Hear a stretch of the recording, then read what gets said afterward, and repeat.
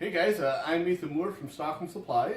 I've been messaging with Brian, who is interested to know how to sand thin pieces, like under 1/8 of an inch with the Flatmaster, whether you can do it. Now this is a really popular thing to do for luthiers, and I'm going to just show you a little jig, a hold down that I've made that makes it a lot easier. Basically it's a piece of MDF that's approximately the same size as the piece I want to sand, and on the top here I got a couple handles.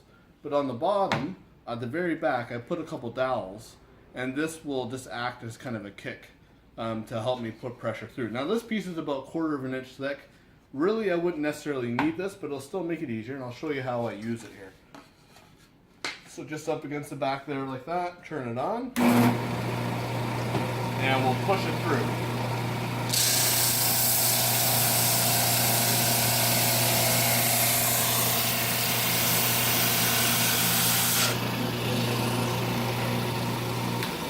Now that allows you to get nice and consistent pressure down, and this will end up being as flat as your backer board. And with the MDF, it'll be nice and flat there. Now on the thinner piece, you'll notice that on this piece of oak, those dowels are a little bit thicker actually than my piece of oak here. So what I'm going to do is I'm going to do this in reverse a little bit, and I'm going to sand those dowels flush with the oak.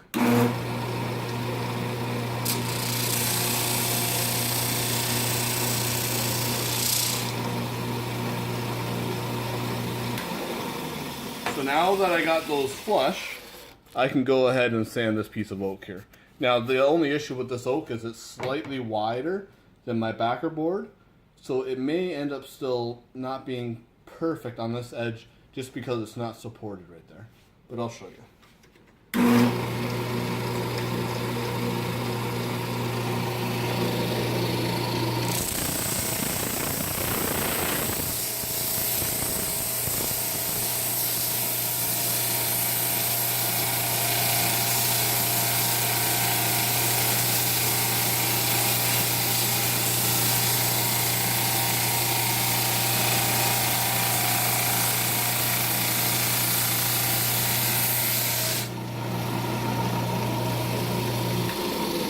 So every pass I make, I'll sand those dowels thinner and thinner so that they're always going to be flush with that oak. So that's one pass there. The vast majority of my bandsaw marks are gone.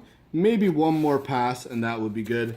And then I could do the other side. So the nice thing is, when you're using a jig like this with a couple little kicks on the back, you don't have to use any double-sided tape. And the thinner that this board is, the more difficult it is to remove from something that is double-sided taped on. So that makes it kind of nice. So yeah, there's a really simple little jig that you guys can make.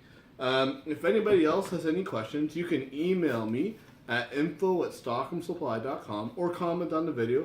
And thank you guys for watching, and if you want to see future videos, please subscribe.